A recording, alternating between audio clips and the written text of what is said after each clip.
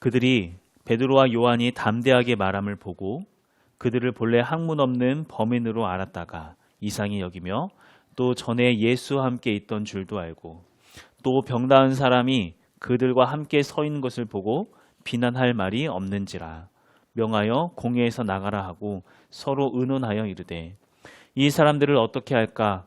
그들로 말미암아 유명한 표적이 나타난 것이 예루살렘에 사는 모든 사람에게 알려졌으니 우리도 부인할 수 없는지라. 이것이 민간에 더 퍼지지 못하게 그들을 위협하여 이후에는 이 이름으로 아무에게도 말하지 말게 하자 하고 그들을 불러 경고하여 도무지 예수의 이름으로 말하지 말고 가르치지도 말라 하니 베드로와 요한이 대답하여 이르되 하나님 앞에서 너희 말을 듣는 것이 하나님의 말씀을 듣는 것보다 옳은가 판단하라. 우리는 보고 들은 것을 말하지 아니할 수 없다 하니 관리들이 백성들 때문에 그들을 어떻게 처벌할지 방법을 찾지 못하고 다시 위협하여 놓아 주었으니 이는 모든 사람이 그 된 일을 보고 하나님께 영광을 돌림이라. 이 표적으로 병 나은 사람은 40여 세나 되었더라. 아멘. 우리가 하나님 앞에 정말 다시 한번 말씀에 좀 집중하면서 정말 이 시간 나에게 부어주시고자 하는 하나님의 은혜가 무엇인지 깊이 생각하며 또 그것을 마음껏 누릴 수 있는 시간 될 수 있길 간절히 소망합니다. 우리가 마음 문을 열지 않으면 하나님도 어떻게 하실 수가 없어요. 여러분, 바닷물은 그 수압이 엄청나잖아요. 그렇죠?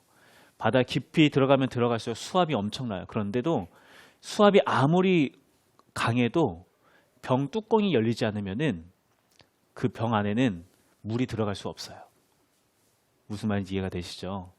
우리 또한 우리의 마음 문을 내가 열지 않으면은 아무리 성령의 임재가 가득하고 성령님이 마음껏 부어주신다 하더라도 그 안에는 성령의 임재가 느껴지고 경험될 수 없다라고 하는 거예요. 우리의 마음 문을 활짝 열고 주님, 내가 정말 주님을 사모합니다. 도대체 하나님이란 분이 어떤 분인지 얼마나 더 크고 놀라운 분이신지 저에게 알려주세요. 좀 사모하는 마음으로 나아가기 시작할 때 우리가 기대하는 것 그 이상의 은혜를 우리에게 마음껏 부어주실 줄 믿습니다. 우리가 그런 모습으로 정말 그런 갈급함을 가지고 나아갑시다. 아멘. 아멘. 자, 우리 그런 의미에서 우리 말씀 듣기 전에 여러분들 좀 이렇게 굳은 몸을 좀 피십시오. 우리가 또 앉아 있는 지 30분이 됐어요. 여러분 30분이 되었기 때문에 많이 좀 이게 피곤하시고 할 텐데 몸을 좀 풀면서 예배 드리는 중에 다른 것들 이렇게 하지 마시고 가급적이면 여러분들 혹시 필기가 가능하신 필기 하시는 분들은 필기 하시고 하면 좋을 것 같아요. 오늘 말씀에 어떤 내용이 있었는지에 대해서 여러분들이 필기하시면서 그렇게 함께 더욱더 집중하며 나아가도록 합시다. 아시겠죠? 자, 오늘 우리 계속해서 사도행전 말씀을 살펴볼 텐데 오늘은 범인에서 비범인으로 라는 제목으로 하나님의 말씀 함께 나누도록 하겠습니다. 저번 주는 우리 밖에가 조용했는데 오늘 또 이렇게 시끌시끌하니까 더 좋죠? 네. 네, 아이들의 목소리가 들리는 게 축복받은 교회입니다. 네. 자, 여러분 혹시 톨스토이라고 하는 사람에 대해서 들어보셨나요? 톨스토이. 이름 많이 들어봤죠? 자, 톨스토이가 누구죠? 이름은 많이 들어봐서 잘 알고 있는 듯한데 설명하라고 하면은 설명할 것이 없는 알지만 모르는 그런 사람이 톨스토이라고 하는 사람인데 유명한 작가죠. 러시아 출신의 아주 세계적인 작가인데 톨스토이가 썼던 책 중에 사람은 무엇으로 사는가라고 하는 제목의 책이 있어요.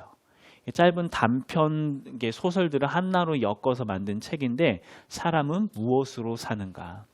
오늘은 이 책의 내용을 이야기하려고 하기보다는 우리가 이 책 제목을 좀 주목해서 보면 좋을 것 같아요. 사람은 무엇으로 사는가? 다른 말로 하면은 사람은 왜 사는가? 사람은 무엇을 위해 사는가? 자, 여러분들에게 한번 질문 한번 해볼게요. 여러분들 왜 사세요? 왜 사시죠? 무엇을 위해 사시죠? 물론 우리 성도님들은 다들 너무나도 훌륭하시니까 원대한 꿈과 비전과 목표를 가지고 이 온 인류를 어떻게 우리가 윤택하게 하며 이들에게 선한 영향력을 끼칠까 이런 고민을 하면서 이것을 위해 힘써 노력하며 살고 계시죠? 할렐루야.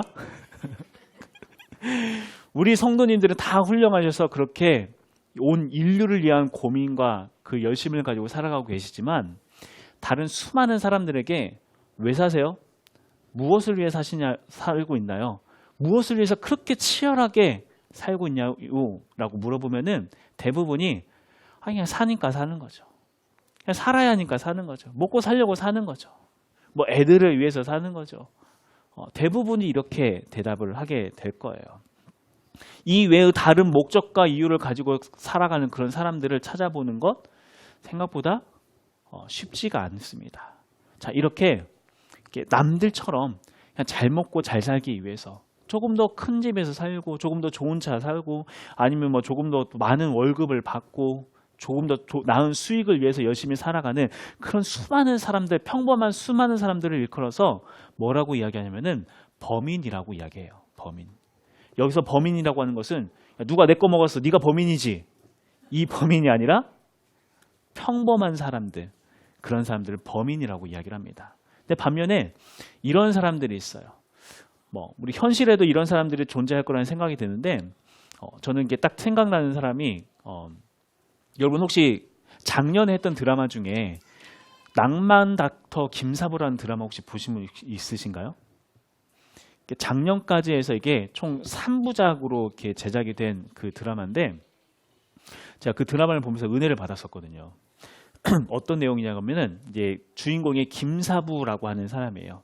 한석규 배우님이 이제 연기를 하셨는데 이 김사부라고 하는 사람이 이 서울에 있는 큰 대형병원, 큰 대학병원의 아주 그러니까 최고의 의사로서의 명성을 얻고 정말 모든 트리플 이렇게 전공해가지고 그 누구도 따라올 수 없는 실력을 가진 그런 대단한 의사였어요. 그런데 어떠한 그 병원 안에서 일어나는 어떤 비리와 그런 것에 협조하지 않았다는 이유로 좌천돼서 강원도에 있는 조그마한 돌담병원이라는 곳에 이제 좌천해서 거기서 이제 살아가는 모습이 나타나는 살아가는 그 모습을 그려내는 드라마인데 자, 그곳에서도 그 조그마한 병원에서도 이 김사부는 한결같은 모습으로 의사다운 그 의사의 모습으로 환자를 위해서 희생하고 그들을 어떻게든 살려내기 위해서 어떤 어려운 상황 속에서도 이렇게 환자를 위해서 희생하는 그런 모습들.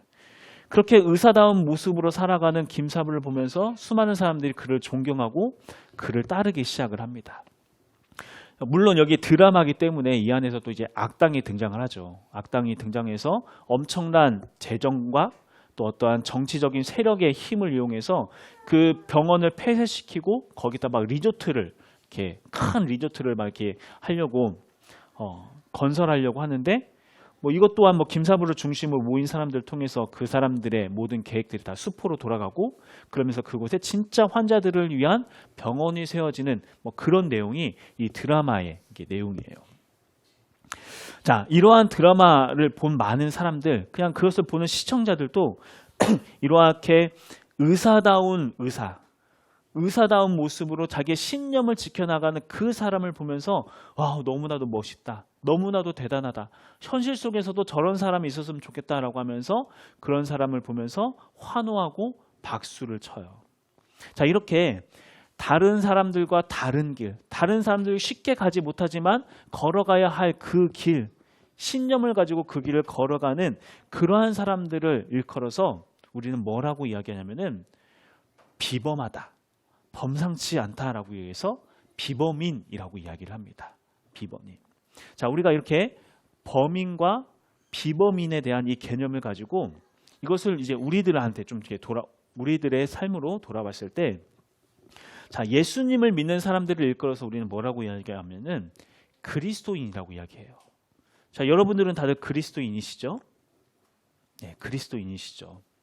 자, 그리스도인들, 세상에는 많은 그리스도인들이 있어요. 수많은 그리스도인. 그런데 그 많은 그리스도인들 중에서도 범인으로 살아가는 그리스도인들이 있고 비범인으로 범상치 않는 그리스도인의 삶을 살아가는 그러한 그리스도인들이 있습니다. 자, 범인으로 살아가는 그리스도인이라는 것은 어떤 사람들을 말하는 걸까요? 범인으로 살아가는 그리스도인들. 예수님을 분명히 믿어요. 예수님을 믿는데도 불구하고 어떻게 해야 잘 먹고 잘 살까? 어떻게 해야 더 많은 것을 소유할 수 있을까? 어떻게 해야 더 많은 것을 누릴 수 있을까라는 것을 생각하면서 오직 자기 자신만을 위해서 살아가는 그러한 그리스도인들. 그러한 그리스도인들을 일컬어서 범인, 평범한 그리스도인이다라고 이야기할 수 있는 거예요. 이야기합니다. 반면에 어떤 그리스도인들은 정말 그리스도인다운 삶을 살아가는 그런 그리스도인이 있어요. 자, 그리스도인다운 삶이라는 것은 여러분 어떤 삶을 이야기하는 걸까요? 네. 자기도 가진 게 별로 없어 보이는데 늘 다른 사람에게 뭔가 나누기에 힘쓰고 다른 사람을 섬기기에 애쓰고 다른 사람을 아픔을 보면서 같이 아파하고 뭔가 도울 것을 막 항상 늘 찾고 그러면서 불의에 타협하지 않고 살아가는 그런 사람들. 이런 사람들은 이상하게 같이 있기만 해도 힘이 나고 도전이 되고 막 의지가 되죠. 그리고 이러한 비범한 그리스도인이 있다라고 하는 거예요. 그리고 하나님께서는 바로 이렇게 비범한 삶을 살아가는 평범하지 않은 그리스도인다운 삶을 살아가는 그런 그리스도인들을 통하여서 하나님의 나라를 이루어 가신다라고 하는 겁니다. 특별히 이제 오늘 우리가 살펴보게 될 이 사도행전 말씀에서는 원래는 범인의 삶을 살다가 어느 순간 변화되어서 비범한 인생을 살아가는 그러면서 사람들에게 선한 영향력을 미치는 그런 사람들의 이야기가 나오는데 그 사람들이 바로 누구인가? 오늘 말씀 속에 등장하는 베드로와 요한이라고 하는 사람이에요. 자, 이제 함께 말씀을 함께 볼게요. 자, 오늘 13절 말씀 같이 한번 읽어볼까요? 13절 말씀 같이 읽어봅시다. 시작!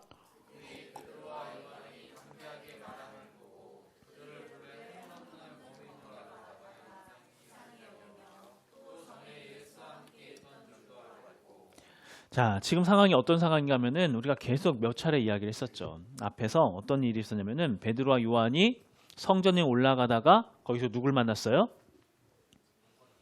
예, 못 걷는 사람을 만나서 예수의 이름으로 잡아 일으켜 세웠죠. 그러니까 그 예루살렘에 있었던 사람들 사이에서는 지금 난리가 난 거예요. 이게 무슨 일이냐라고 하면서 그 수많은 사람들이 베드로와 요한을 딱 주목하니까 자, 베드로와 요한을 주목하니까 베드로와 요한이 어떻게 했어요? 자, 봤지? 놀랍지? 어때? 대단하지? 이랬죠? 그게 아니라 예수 그리스도를 전하기 시작을 했어요. 예수님의 이름을 말하기 시작하고 예수님께서 이 놀라운 일을 행하셨다. 담대하게 선포를 합니다. 그러니까 이제 누가 비상이 걸렸다고 했죠? 종교 지도자들. 비상이 걸려서 어떻게 했냐면은 베드로와 요한을 감옥에 가두어 버렸습니다.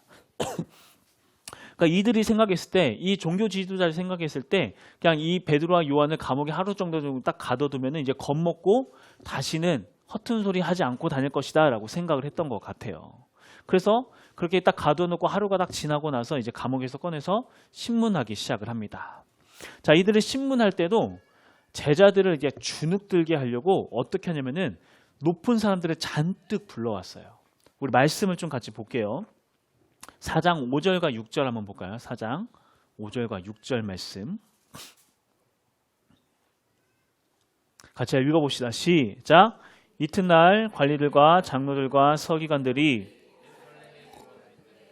대제사장 안나스와 가야바가 왕과 알렉산더와 및 대제사장의 문중이 다 참여하여 자, 지금 이 딱 일어나는 광경 우리가 한번 상상을 해봅시다. 자, 감옥에서 하룻밤 자고 나온 베드로와 요한 어떤 모습이었을까요? 막 꾀죄죄하지 않았을까요? 뭐 제대로 씻지도 못했을 것이고 제대로 잠도 못 잤을 테니까 꾀죄죄한 모습으로 서 있는데 그 주변에 어떤 사람들이 있어요? 화려한 옷을 입고 화려한 장신구를 한 관리, 장로, 서기관, 대제사장들 또 대제사장들에 속해 있는 수많은 사람들이 베드로와 요한을 다 둘러싸고 있는 거예요. 자, 이러한 상황 속에서 그렇게 초라하게 서 있는 베드로와 요한, 자, 쫄렸을까요? 안 쫄렸을까요? 어땠을 것 같아요? 일반 사람이라고 하면은 당연히 쫄렸을 거예요. 이건 뭐지? 긴장했겠죠. 그런데 베드로와 요한은 이미 일반 사람이 아니었어요. 우리 10절 말씀 한번 볼까요? 10절. 그 가운데서 그렇게 높은 사람들이 쭉 둘러서 있는 상태에서 베드로가 이야기하는 거예요. 자, 시작. 너희와 모든 이스라엘 백성들은 알라. 너희가 십자가에 못 박고 하나님이 죽은 자 가운데서 살리신 나사렛 예수 그리스도의 이름으로 이 사람이 건강하게 되어 너희 앞에 섰느니라. 자, 어때요? 지금 막 뭔가 막 쫄려가지고 주저주저 예수님이 이렇게 하셨다 이렇게 하고 있는 걸까요? 그렇지 않죠. 조금의 어떠한 응축된 것도 없이 밀리는 거 없이 담대하게 얘기하고 있어요. 12절도 볼까요? 다른 이로서는 구원을 받을 수 없나니 천하 사람 중에 구원을 받을 만한 다른 이름을 우리에게 주신 일이 없음이라 하였더라. 자, 지금 베드로와 요한은 자기들 앞에 어떤 사람이 와 있든 몇 명이 와 있든 아무런 문제가 되지 않았어요. 전혀 주눅들지 않고 담대하게 예수님에 대해서 오직 예수님만이 구원자이시다. 오직 예수님만이 우리를 구원하실 유일한 하나님이시다. 십자가의 능력을 담대하게 선포하고 있죠. 자, 베드로와 요한이 이렇게 나오니까 이제 누가 당황했을까요? 이제 누가 당황해요? 네, 맞아요. 베드로와 요한을 신문하던 이 사람들이, 이 종교 지도자들이 막 당황스러운 거예요. 특히나 이들이 당황스러울 수밖에 없는 이유는 우리 13절 말씀을 다시 한번 볼까요? 13절 한번 읽읍시다. 시작. 그들이 베드로와 요한이 담대하게 말함을 보고 그들은 본래 학문 없는 범인으로 알았다가 이상히 여기며 또 전에 예수와 함께 있던 줄도 알고. 네, 자, 우리 잠깐 집중합시다. 우리 박수 3번 칠까요? 자, 시작. 다시 한번. 자, 우리 5번. 시작. 뭐 이렇게 치는 거 아닌가요? 5번은? 네. 자, 우리 집중이 약간 흐트러진 것 같은데 다시 한번 집중해서 말씀 드릴게요. 자, 지금 베드로와 요한을 신문하고 있었던 이 종교 지도자들은 베드로와 요한을 지금 여기서 처음 본 게 아니었어요. 어디서 봤었는가 하면은 예전에 예수님께서 공생애의 삶을 살고 계실 때 종교 지도자들은 예수님을 집중해서 볼 수밖에 없잖아요. 그러니까 예수님을 보다 보면 누구도 보여요? 그들과 함께, 예수님과 함께 있었던 베드로와 요한도 보이는 거죠. 그런데 그때 이 종교 지도자들은 이 제자들을 별로 신경 쓰지 않았어요. 왜 신경 쓰지 않았을까요? 단순히 그들이 그냥 예수님의 제자이기 때문에 그들의 행색이 누추해서 신경 쓰지 않았던 게 아니었어요. 종교 지도자들은 제자들을 보는 순간 딱 알았거든요. 뭘 알았는가? 지금 제자들이 원하는 꿈과 그들의 소망이나 자기들이 품고 있는 꿈과 소망이나 다를 것이 없다라는 것을 알았다고 하는 거예요. 이게 무슨 말인가 하면은 지금 제자들이 예수님을 따라다니는 이유는 뭔가 원대한 목표와 꿈을 위해서 정말 대단한 무언가를 위해서 가는 게 아니라 지금 종교 지도자들 자기들이 누리고 있는 거, 잘 먹고 잘 사는 거, 사람들 앞에서 떵떵거리는 거, 사람들의 선생이 되는 거, 이거 하고 싶어서 저들이 예수를 따라다니는 거구나. 제자들, 종교 지도자를 봤을 때 딱 알았다고 하는 거예요. 자, 그런 것을 그들의 마음의 그 상태를 알았을 때 종교 지도자들이 과연 그들을 신경 쓸 이유가 있었을까요? 신경 쓸 이유가 없죠. 왜냐하면 종교 지도자는 이미 많은 것들을 가진 자들이고 이제 막 그것을 갖고 싶어서 이제 막 덤비는 이 제자들 둘이 붙으면 게임이 안 되는데 당연히 신경 쓸 필요도 없었다라고 하는 거예요. 그냥 그렇게 평범한 범인의 모습으로 예수를 따라가는 그 제자들은 전혀 신경 쓸 게 없었다라고 하는 겁니다. 하지만 이제 오늘 등장하는 제자들은 이 종교 지도자들이 신경 쓰고 주목할 수밖에 없었어요. 왜 그럴까요? 지금 이 제자들은 예전에 본인들이 봤던 그런 범인이 아니었거든요. 그런 평범한 사람들이 아니었어요. 13절에서도 이렇게 이야기했잖아요. 학문이 없는 범인으로 알았다가 이상히 여겼다. 이상하게 여겼다. 처음에는 예전처럼 범인으로 알고 조금 겁주고 확 하면은 그냥 겁먹고 도망갈 줄 알았는데 그게 아니라고 하는 거예요. 지금 이들은 아주 비범한 존재가 돼 있었다라고 하는 거죠. 더군다나 말만 그런 게 아니라 14절 말씀 볼까요? 또 병에 나은 사람이 그들과 함께 서 있는 것을 보고 비난할 말이 없는지라. 그들이 그냥 입으로만 떠드는 게 아니라 예수의 이름으로 수십 년간 안증뱅이로 살아갔던 그 사람들이, 그 사람이 건강한 모습으로 그들 옆에 서 있으니, 증거가 있으니 종교 지도자에 더 이상 할 말이 없는 거예요. 그래서 그들이 할 수 있는 것이라고는 무엇밖에 없었는가? 18절 읽어봅시다. 18절 시작. 그들 불러 경고하여 도무지 예수의 이름으로 말하지 말고 가르치지도 말라 하니. 너희들 앞으로 예수의 이름으로 다시는 말하지도 마라, 가르치지도 마라. 겁주는 거 말고는 할 수 있는 게 아무것도 없었다라고 하는 거죠. 하지만 이미 비범한 삶을 살아가고 있었던 제자들에게 이러한 말들이 통했을까요? 그러지 않죠. 19절 말씀. 베드로와 요한이 대답하여 이르되 하나님 앞에서 너희의 말을 듣는 것이 하나님의 말씀을 듣는 것보다 옳은가 판단하라. 이들은 더 이상 세상에 감당할 수 없는 그런 사람이 되어 있었다라고 하는 거예요. 그리고 이렇게 세상에 감당할 수 없는 이 비범한 인생을 걸어가는 이 제자들을 통하여서 어떤 일이 일어나기 시작했는가? 자, 우리 조금 길지만 한번 좀 같이 한번 읽어볼게요. 사도행전 4장 23절부터 31절까지 말씀이에요. 사도행전 4장 23절에서 31절까지 말씀. 31절까지 말씀. 우리 한 목소리로 천천히 한번 같이 읽어보겠습니다. 자, 시작. 사도들이 노임에 그 동료에게 가서 제사장들과 장로들의 말을 다 알리니 그들이 듣고 한 마음으로 하나님께 소리를 높여 이르되 대주제여 천지와 바다와 그 가운데 만물을 지은 이시요 또 주의 종 우리 조상 다윗의 입을 통하여 성령으로 말씀하시기를 어찌하여 열방이 분노하며 족속들이 허사를 경영하였는고 세상의 궁왕들이 나서며 관리들이 함께 모여 주와 그의 그리스도를 대적하도다 하신 이로소이다. 과연 헤롯과 본디오 빌라도는 이스라엘 백성과 합사하여 하나님께서 기름 부으신 거룩한 종 예수를 거슬러 하나님의 권능과 뜻대로 이루려고 예정하신 그것을 행하려고 이 성에 모였나이다. 주여 이제도 그들의 위협함을 굽어보시옵고 또 종들로 하여금 담대히 하나님의 말씀을 전하게 하여 주시오며 손을 내밀어 병을 낫게 하시옵고 표적과 기사가 거룩한 종 예수의 이름으로 이루어지게 하옵소서 하더라. 빌기를 다함에 모인 곳이 진동하더니 무리가 다 성령이 충만하여 담대히 하나님의 말씀을 전하니라. 아멘. 아멘.